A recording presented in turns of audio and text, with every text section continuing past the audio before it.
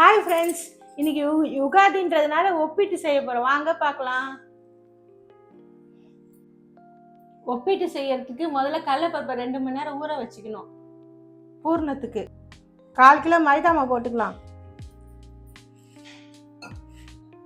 ஒரு பிஞ்சு உப்பு, கொஞ்சமாக மஞ்சத்தூள், ஒரு ஸ்பூன் நெய்,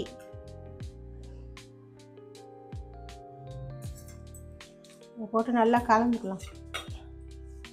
நம்ம இதை பருப்பு போலின்னுவோம், அவங்க தெலுங்குக்காரங்க இது ஒப்பிட்டுன்னுவாங்க. நம்ம பருப்பு போலி. தண்ணி ஊற்றி நல்லா பிசைஞ்சு, கொஞ்சம் மாவு நல்லா பிசைஞ்சாச்சு. இப்போ ஒரு ஸ்பூன் நெய் ஊற்றி நல்லா ஊற வச்சுக்கலாம் 10 நிமிஷம்.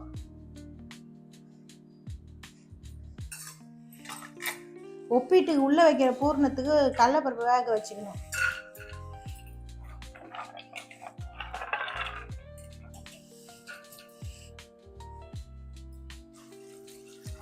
மூழ்கிற அளவுக்கு தண்ணி ஊற்றி துளிவுள்ள மஞ்சத்தூள் போட்டு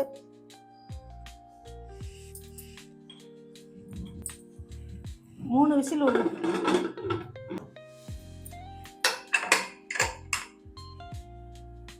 வாங்க உருளைக்கிழங்கு வறுவல் எப்படி பண்ணுறதுன்னு பார்க்கலாம். எண்ணெய் கொஞ்சம் ஊற்றிக்கலாம், கடுகு கொஞ்சம் போட்டு,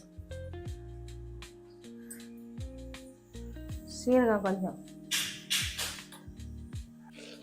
கடலைப்பருப்பு கொஞ்சம்.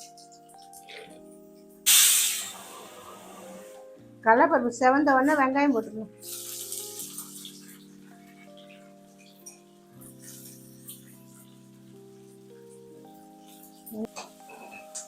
போட்டு கொஞ்சம் கண்ணாடி பதம் வரைக்கும் வதக்கணும்.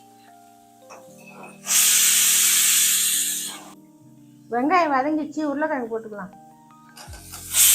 பொடி பொடியாக அரிஞ்சு வச்சு உருளைக்கிழங்கு நல்லா எண்ணெயிலே நல்லா வதக்கணும்.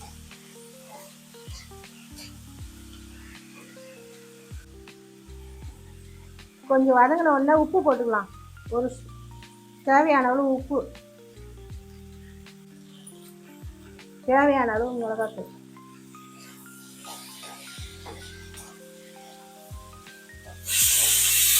கறி விட்டுட்டு கேஸை ஸ்லோவாக வச்சு தண்ணி ஊற்றாமல் வேக வைக்கணும். எண்ணெயிலே வேகணும்.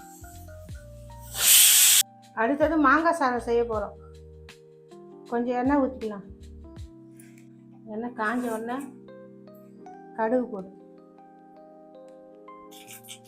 கடுகு பொரிஞ்ச உடனே கடலைப்பருப்பு உளுத்தம்பருப்பு போட்டுக்கலாம். உகாதிதான் நம்மளுக்கு கிடையாது, சும்மா செய்யலான்னு செய்யலாம். நமக்கு தமிழ் வருஷ பருப்பு தான், சும்மா செஞ்சு பார்க்கலாம். கடலைப்பருப்பு நல்லா பொரிஞ்ச உடனே காஞ்ச மிளகா, பச்சை மிளகா, கடலைப்பருப்பு சிவந்துச்சு. நல்லா பச்சை மிளகா நல்லா வரும். பச்சை மிளகா, மாங்காய் போட்டு நல்லா வதக்கணும். மாங்காய் கொஞ்சம் வதக்கணும்னா தேவையான அளவு உப்பு, கொஞ்சம் மஞ்சத்தூள் போட்டு நல்லா வதக்கணும். நல்லா வதங்கிடுச்சு. இப்போ பெருங்காயம் கொஞ்சம் போட்டுக்கலாம்.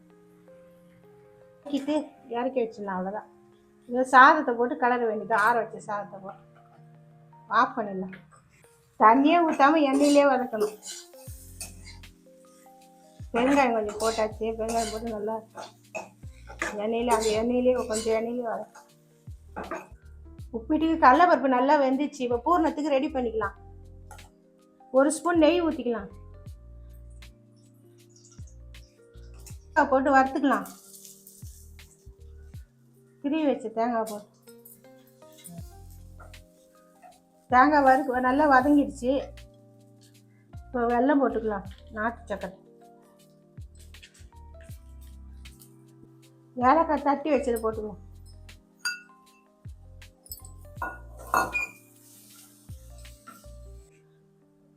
கடலைப்பருப்பை கொட்டிக்கலாம் வெள்ளத்தில், வெள்ளைப்பாகு நல்லா கட்டி அவரை வச்சு கலக்கணும். நல்லா உப்பிட்டுக்கான பூர்ணம் நல்லா சுருண்டு வந்துடுச்சு. இப்போ ஆற வச்சுக்கலாம், ஆற வச்சு செய்யலாம். அதுக்குள்ளே நம்ம போண்டா செய்யலாம். உளுந்துக்கு ஊற வச்சுருக்கேன், அரைச்சி போண்டா உளுந்து போண்டாக்கு ரெடி பண்ணிக்கலாம். மிக்சியில் போட்டு அரைச்சிக்கலாம். எண்ணெய் காஞ்சிச்சு, போண்டா போட்டுக்கலாம். சின்ன சின்னதாக போட்டு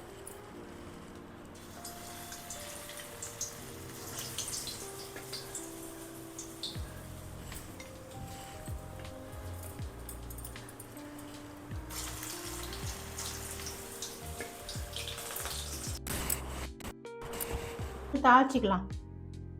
எண்ணெய் கொஞ்சம் ஊற்றிக்கலாம். கடுகு,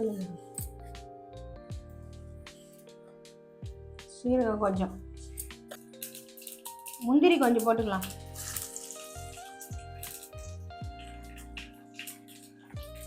பச்சை மிளகா கொஞ்சம்,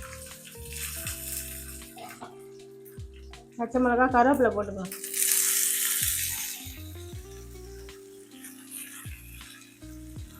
உருளைக்கிழங்கு பாருங்க நல்லா பொன்னிறமாக வந்து, தண்ணியே ஊற்றல, எண்ணெயிலே கொஞ்சமாக எண்ணெய் ஊற்றி நல்லா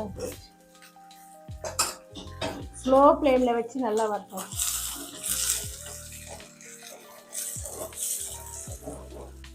தயிர் தாளிச்சாச்சு, அவ்வளோதான்.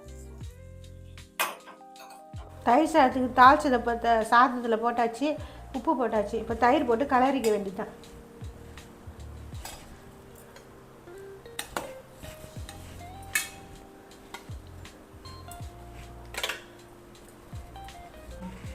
தேவையான அளவு தண்ணி ஊற்றிக்கலாம்.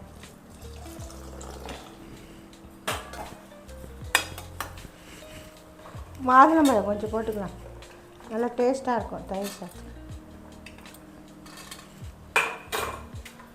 கொஞ்சம் பச்சை திராட்சை கொஞ்சம் பார்க்கறதுக்கு நல்லா.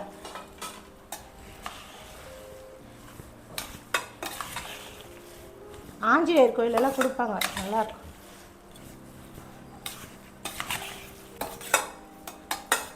கலரியாச்சு.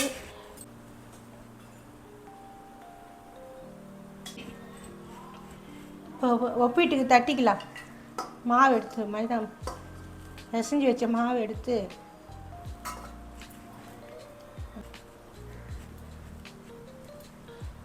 தடவிட்டு தட்டிக்கலாம். இந்த மாதிரி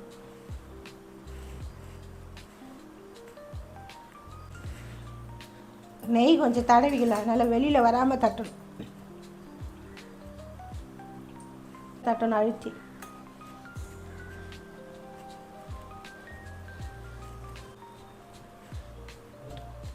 தோசைக்கல் காஞ்சிச்சு, இப்போ நெய் போட்டுக்கலாம்.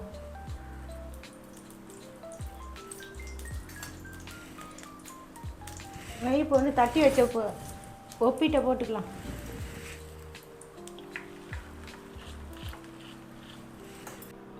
யுகாதிக்கு என்னென்ன சமைச்சிக்கோ வாங்க பார்க்கலாம். இன்றைக்கி ஒப்பிட்டு செஞ்சுருக்கோம். நம்ம ஊரில் ஏதோ பருப்பு பொலின்னு சொல்லுவாங்க.